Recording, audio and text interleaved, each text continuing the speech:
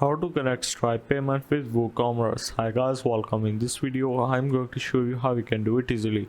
So if you want to connect Stripe payment with WooCommerce in WordPress, you have to simply click on WooCommerce and go to their site and simply add the extension of Stripe. So here I don't have a paid version of WordPress, so I will show you the process. So this is WooCommerce official website. So here you have to go for the extensions. So the process will be similar. So once you are in the extension store, you have to scroll down to the Stripe. So simply click on that. Once you have clicked on that, you have to simply click on free download and it will download this extension of your Stripe account. Click on proceed to checkout, and now you have to give your full name, last name, company name, your country, region, street address, and all of these details. Once you have done, click on pay, which is of course free.